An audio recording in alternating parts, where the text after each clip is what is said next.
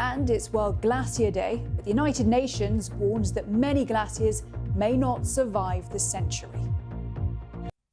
Now, the world's glaciers are retreating faster than ever before. That's according to a new United Nations report released on World Glacier Day, which aims to raise awareness about the critical role of glaciers to the climate as well as to us.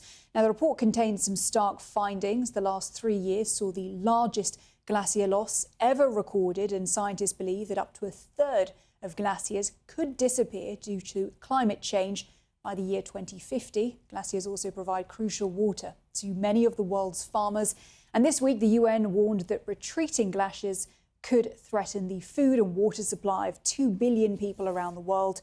And all 19 of the world's glacier regions lost ice mass for the third year in a row. In fact, meltwater has already raised sea levels by 8 centimetres or just over 3 inches over the past century. So all of this adds up to a dire warning from today's report that saving the planet's glaciers is now, quote, a matter of survival. Well, joining me live now to discuss all of this is Stefan Uhlenbrück with the World Meteorological Organization. That is the UN agency behind the World Day for Glaciers. Thank you so much for being with us today, Stefan. So we are learning that these glaciers are disappearing at an astonishing rate, really, faster than ever, according to this new report. What does that look like in layman's terms? How bad is it? Thank you. Thanks for having me. Yes, the situation is a bit sobering, I need to say. It's all related to a rapidly warming climate. As you surely know, last year, 2025, was the warmest year on record. We had a couple of record-breaking temperature record-breaking months in a row in 2024, and that this global warming then leads to rapid melt of snow and ice, but glaciers in particular. And the glaciers are very visible. They're the kind of an icon of climate change, and therefore they are very, they stand out. If you just look at the largest ice loss of the 10 years with the largest melting rates, and 7 out of the 10 years happened in the last 10 years.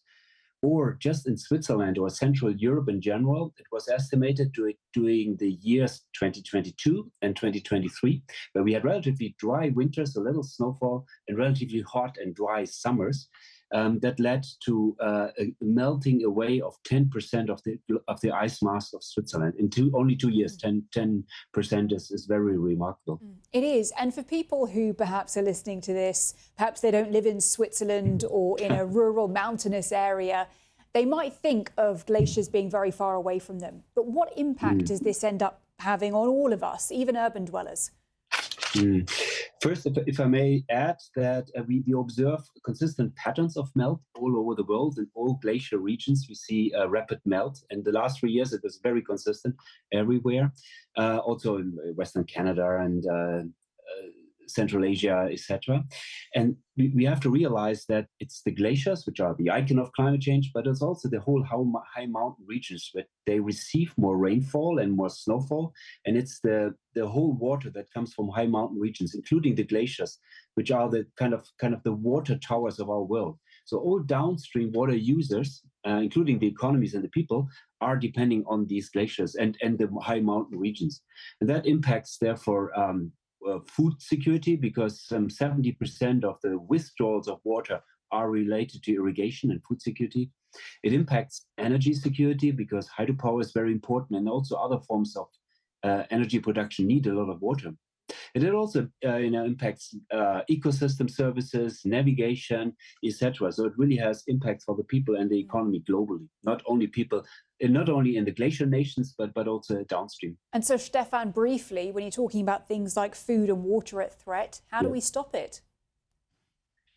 Well, that's a very difficult answer to well, I would say first, when it comes to the water dependency, we need to adapt and being as efficient as possible with the water resources that we have, noting that in many parts of the world they are diminishing. So we need to, with the remaining water resources, we need to be as accurate as possible. Globally, the glacier melt is it's impossible to stop with local action, with kind of putting plastics around glaciers. So this is a very localized action that will not help.